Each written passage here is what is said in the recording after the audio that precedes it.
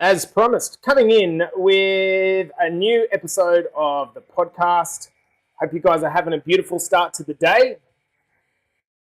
It's time to bust some myths.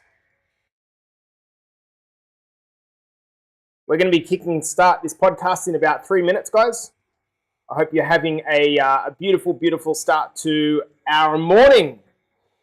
What's happening, guys? Let me know in the comments if you are indeed watching this one live, or if you would like to ask any questions during the cast. Good morning, Tezza. How are you? Oh gosh, lucky I got that out before the podcast, Tez. How are you, mate? I hope you had a good weekend, pal. So I'm interested. How many of you guys were super big Fooey fans? So tributes going out this morning to Mr. Taylor Hawkins. What a shame. Obviously, incredible drummer, incredible musician. But these guys are the Foo Fighters are they're the epitome of rock. And just to kind of see another guy dead at 50 is just like, it's crazy. Hello, Nico. How are you, brother? Good to see you in here, pal. Who else we got? Miss Follette, what's going on, girl? Lovely to have you here as well. We're going to be kickstarting this one in a couple of minutes, guys. Stomping in the house, Tez says. As we do, Tez, to get up the steps. Bobby, how are you, mate? Dude, I had to post your transformation this morning, bro, because it is super inspiring. I love it. Guys, if you're coming in live, make sure you're saying hi in the comments. Have we still got rain in Sydney, team? Looking forward to getting back for last couple of weeks in a few days. Good morning, Em. How are you, mate? You can call me Jade anytime you like. Hello, Nico. How are you, legend? I hope you're good. Guys, we're going to get started in this episode in 1 minute. 1 minute, and we are ready to rock and roll. We are going to bust some myths. All right. So, guys, if you're coming in to watch this one live, just let us know. We got that not here, just outside FCF. Outside FCF. I like it, Nick. So you're about to get in and rip some muscle by the looks of it. Love it. We had sun here in Scotland. Glorious few days. Good on you, Dan. That's awesome. All right, guys. I reckon we can get this one started. Mario, how are you, my man? It's good to hear from you, brother. Mario, I would really love to catch up with you on a call if you're up for it, buddy. Auto connect. All right, guys. Well, I reckon we have the audience here to crack into a little bit of Monday mindset.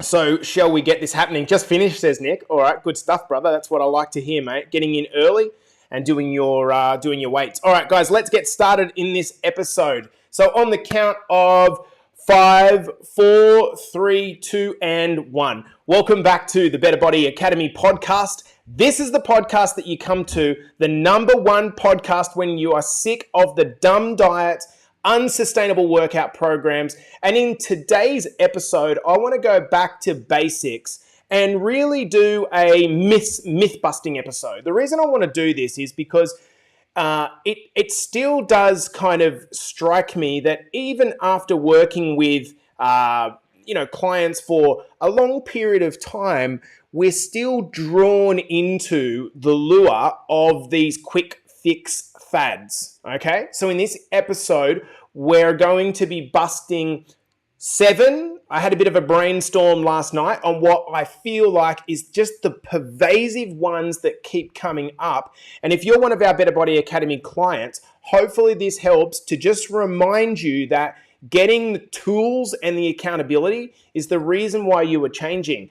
Guys, we're coming to you from Fiji this morning, so it's really cool. If you haven't been here before, I certainly suggest it. It's actually pretty cheap to stay on the main island areas. If you haven't been here, it's beautiful and sunny at the moment. 3.5, 4 hours from Sydney, so I would recommend that you get out of there while you can, while it becomes, still this shitty weather in between, and have a good time. Anyway, let's get stuck into today's episode. So we're going to go through the top 7 myths. Let's get started. Number 1 is no pain, no gain. Guys, I hear this over and over again, and I think that it's etched from maybe our fathers that are hard asses. Like my dad, he come over here from Malta, and he was a concreter, and he's under the hard sun, and he had to work and work and work to get himself ahead. And it was this mentality of no pain, no gain. If you're not breaking, if you're not crying, then it's not doing anything for you. I think the problem with that mentality is, whilst it might get you to take yourself into some parts of uncomfortability that you maybe wouldn't otherwise get to if you were just, for example, training on your own, the problem with that mindset is that if you think that the only way that you get results is if every workout completely breaks you and you leave sore, you're going to end up thinking that 95% of your workouts are crap. The truth is that the no pain, no gain idea is just not necessary. You don't need to believe this. In fact, everything that I have personally read and researched, and certainly there's the scientific base, but then there's also what you experience in your own training, and that is that it's actually volume that's the most important thing. In other words, getting through the work, getting through the sessions, doing the reps as we put it, that's the key thing that leads to the fat loss, that leads to the growth, that leads to the long-term potential to build muscle. It's not this idea that I need to get and squat 150 kilos every day, and if I don't get my ass to the ground on each one of those 150 kilos, I'm just not going to change. I think that's one of the injustices that the fitness industry is actually pushing people away. So guys, the first myth that I want to debunk is that you need to be consistent rather than focusing on the intensity. I think the outcome that actually happens when you spend all of your time trying to get to the pain threshold is that very quickly you realize that week to week to week to week, day to day to day to day, you just can't keep it up. You can't keep up that level of intensity. And so what ends up happening as a result of that, we give up. We say, you know what, I just can't keep up this. So we end up doing this one instead. We train really hard for a few days, then we're tired, we drop away and don't do anything with it for a couple of weeks. Then we come back and we go, right, I need to pick my ass up off the ground and go hard again. And we end up going through these cycles where we're really intense for a short period of time, and then there's just periods of which there's no activity. So guys, let's back off a little bit and just understand that the no pain, no gain philosophy does not apply. I always say that if you put a 1 in the box, and what I mean by a 1 is a 1 out of 10. A 1 out in the box is much better than a 0. So if you're going through your week and you're putting, a 4 here and a 9 there and a 5 there and a 2 there and then a 10 there, that is fine because you're being consistent. And over the long term, I guarantee you that consistency is going to pay up. All right, number 2, you need to spend a bunch of cash on good, solid, expensive supplements. All right, so if you've been in the academy for a long period of time, you know my philosophy on this. 97% of the fitness industry's supplements are bullshit. It's really kind of fascinating to me to walk into a supplement store and armed with the knowledge and the evidence that I know, I look around and I think 97% of the products in this store, they do nothing. They do absolutely nothing. And so what I want to do is direct you to think on a level that drives you away to this kind of shiny object syndrome that everyone seems to have.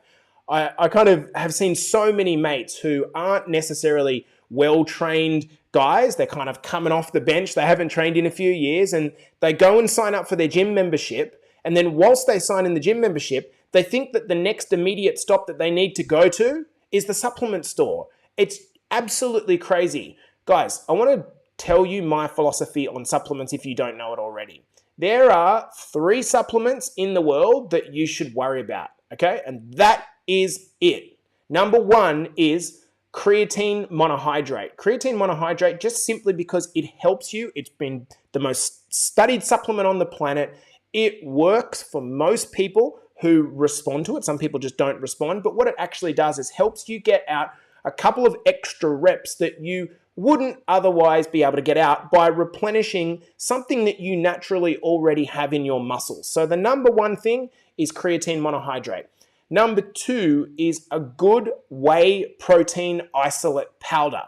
The simple reason is that you want to build your house, and even if it's just to tone your muscles, as women tend to put it, you need the building blocks of the house. And you can train the house down, but most people don't ever see results because they don't have the building blocks. The building blocks in the case of muscle is protein. So you need to be getting in enough protein.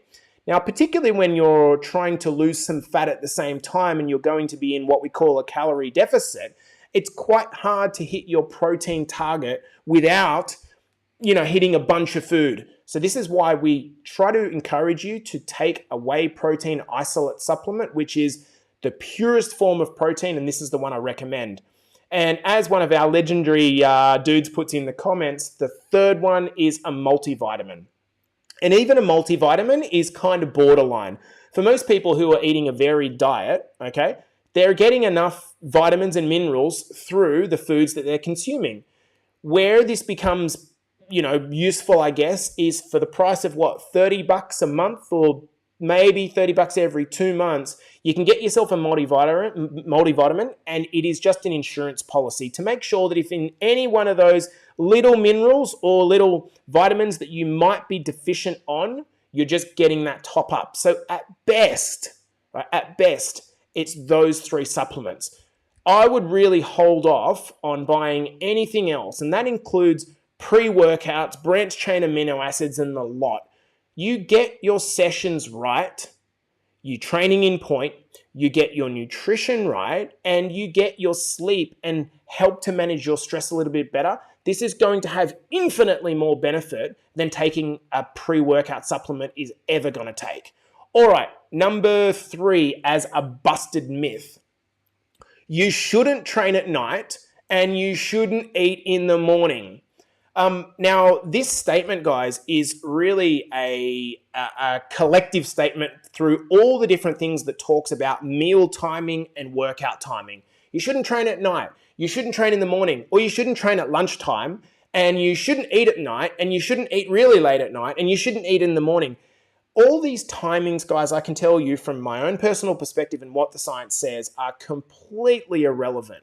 I think what it does is for you and I, who are just everyday people, and we're looking for how the hell do we fit in this regime into our life to make sure that we merge, health and identity into one thing. I am a healthy man or woman. How do we do that?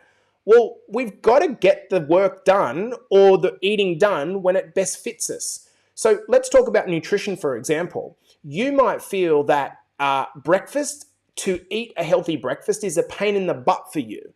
So breakfast skipping, in other words, fasting in the morning, is the best way for you to contain calories, hit the targets that we've given you.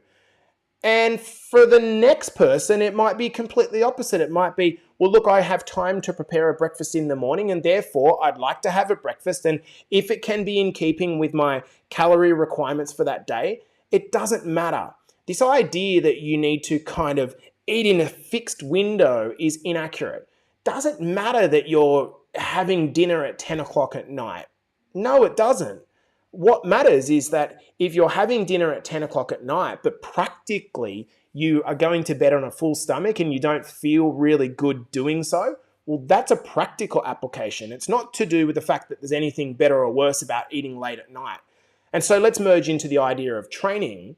If you feel like training in the morning is the best time that you can get it in, and I certainly recommend that for most people, because what tends to happen is if something comes up in the day, it just pushes back like dominoes everything that happens in that day, and we end up missing training sessions or not feeling like them at the end of the day.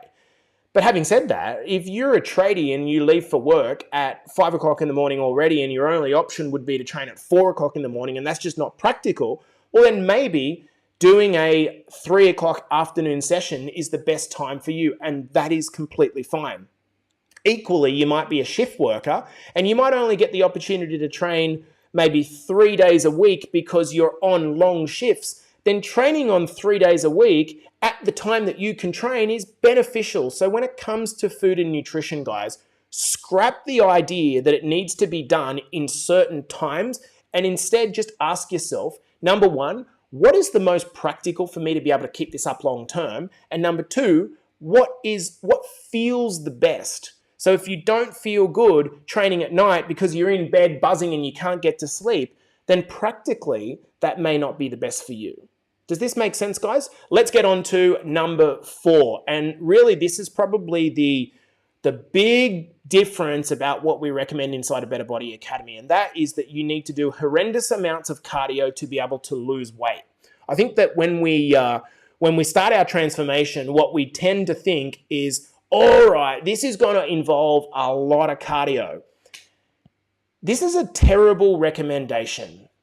Guys, I'm going to say it again for those that aren't familiar. There are 2 ways that you can burn more calories. I want you to think of your body like a car. There are 2 ways that you can burn more calories. Number 1 is you can get a bigger car, right? So if you upgrade from a little Hyundai Excel and you all of a sudden get up to a big Land Cruiser, well then which one's going to burn more petrol pound for pound? Of course, it's going to be the bigger engine. And equally, the other way that you can burn more fuel is to just drive around more, right? So drive your car more. What's going to burn more petrol? Driving from Sydney to the Gold Coast or driving to Sydney to the Central Coast? Of course, the longer trip. So when we're thinking about fat loss, I think about it like a car. How are the 2 ways that we can burn more petrol? Now, certainly being active and doing some cardio, I would suggest in the form of walking or activities which don't put a whole lot of pressure on your joints are really good ideas, okay? So things like swimming, cycling, and of course, walking. This is the way. If I look at my own personal circumstances, almost like walking is my exclusive form. I hit 10 to 12,000 steps every single day, and that's enough for me to mostly keep the fat at bay. But it comes with a big caveat, and that is that the biggest thing that you need to be thinking about is your nutrition. You can walk, you can run, you can swim around the world, but if your nutrition is shitty, and I don't mean, Jace, I'm eating clean. No, quality of nutrition has nothing to do with it. It comes down to the quantity of calories that you're eating. And if you are eating more calories than you need, you can try to run that off, but it just won't work. And one of the problems that most people run into in a transformation is they get to a point where it's just not feasible for them to continue running an hour a day. And so what ends up happening is the moment that you stop driving your car, the running or the cardio that you've become dependent on, well, what happens? You stop burning petrol. This is also the reason why inside of Better Body Academy, we recommend that building a bigger engine is by far and away the most important thing. Inside the Academy, we have a system we call the trifecta. And one of the trifecta points is that you need to be doing some resistance training. It is the only known way to lift your metabolic rate. That is the amount of calories that you burn on a daily basis. So if you are building a bigger engine, what you can guarantee is that in 20 years' time, when you're a middle-aged man or woman, you're going to be burning more calories when you're sitting there with your grandkids at rest. This is the long-term solution. It is the reason that I can come here and have a couple of beers a day and I don't put on fat, is because I've just got a big engine, even though I turn 40 in a couple of months. I've got a big engine that's been built over 20 years' time. And if you keep lifting weights or you start lifting weights, I'm not talking about massive, amounts. I'm talking about weights that are challenging for you and getting you a little bit uncomfortable. If you do this, I will guarantee you that this is the long-term success plan, not needing to run on treadmills for hours and hours on end. Does this make sense? All right, We're getting through this list. Number 5, the best way to target belly fat is through ab workouts. Ooh, so this is where we see these ads on TV, where they're preaching the latest machine, and you see these people that are like super, super jacked and super ripped. I sort of ask myself, do you think that they got to that condition through sitting there doing that ab machine for the last 20 years straight? Of course they didn't. So here's the way to think about it. We all have abs. Some of us stronger than others, right? Some of us weaker than others. You would know if your core is strong or weak based on how you feel, how much exercise you've done in that region. However, some of us can see some definition, others can't, and that's not because of anything other than the lifestyle conditions that have happened in the process. So for example, if you've accumulated a bunch of weight, either because you've been pregnant and it's been tough to get it back on again off again as a woman, or because you've just over the last 20 years, you've piled on some weight, the reason that you don't have visible abs, and that should not be the goal, by the way, it should be to live a healthier lifestyle, but the reason that everyone's not walking around with beach wash abs is because we've got a layer of fat over the top, myself included. So if I wanted to go on a period of time where I really wanted to try to, look like I've got a set of abs, well, what I would be doing is I would be focusing on my nutrition. Number 1, I need to burn off that layer of fat. And the only way to do that is to get into a calorie deficit relative to how many calories I'm burning on a daily basis. Does this make sense? It is the only way that you're ever going to see visible abs. The only reason I'm dealing with this myth is because I want you to know that that's the process, but that should not necessarily be the goal.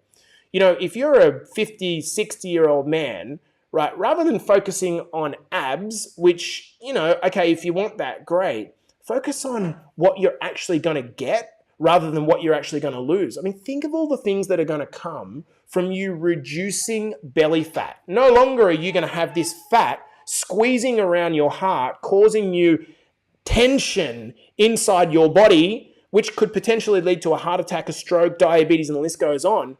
Focus on that. Focus on the fact that I'm getting healthier. I'm getting life back. I don't have to carry around these 20 kilo cement bags of extra fat with me, and that means I can be more practical in life. That's what this is all about. Okay, so let's get on to the last 2 myths. Lifting weights will make you super bulky very quickly. We hear this all of the time from ladies that say, no, I don't want to do resistance training because I don't want to get bulky. Guys, there's a reason why not everyone is walking around with massive muscles. It is so hard to build muscle. You've got to get the conditions right around your nutrition. You've got to train extensively hard to build new tissue. You've got to be getting enough sleep. You've got to be having very little stress in your life. It's a challenging process. And this is also the reason why when people have successfully lost a lot of fat in the process, they decide, you know what I'm going to do? And we've got a number of people in this live right now that think, well, I'm going to turn my focus to building muscle. Good. This is something that is a very, very good idea to build your muscle and strength, but you just need to realize that you have to play the long game. You could lose, many people inside the academy, 20 to 25 kilograms of fat in a year's time. Many people inside the academy have done that, but there is no way in the world that you're going to build any more than 3 to 4 kilos of muscle at best over the course of 12 months. I want you to think about it like this, right? If you take a 250 gram rump steak, or my favorite, the New York cut, that's 250 grams, okay? I want you to imagine that, remember that in a kilo of muscle or meat in this case, 4 of those big sirloin steaks go into a kilo, 4 250s. This basically means that if you've put on 3 kilos of muscle over the course of a year, what is that? That's 12 rump or sirloin steaks that you have slapped on your body. Can you imagine what, okay, it might sound like a ridiculous point to make, but 12 rump steaks of muscle put over the top of you, like that would completely change things. So if you understand that it's a long game building muscle, you understand that you're not going to go in the gym and just all of a sudden put on a bunch of muscle. It's just not going to happen. And it is one of the reasons why some women and men feel like after they have lost the surface tissue or fat, they feel a bit skinny fat because underneath it, they don't have a lot of composition. And this is also the reason why during your transformation, apart from doing weights for actually the fat benefit purposes, so losing and burning that tissue, the other benefit is that you want to know that once you reveal some of the underlying composition, that underneath it, there's some muscle building, there's some strength building, and that's going to take a much longer time to actually build. So ladies particularly, you are not going to get bulky. All that's going to happen is you're going to see better strength, you're going to see better competition. And if you did want to put on muscle, well, then we need to develop you a program and dial in your nutrition such to a point where you are doing more than is required by the average person, because it's a challenge. All right, so the last myth that I want to bust this morning, and that is that muscles turn into fat if you don't use them. Okay, so just to answer this myth, guys, muscle and fat is two completely different tissues. It's kind of like saying that if you don't eat your orange, it's going to turn into a sausage. That doesn't make any sense.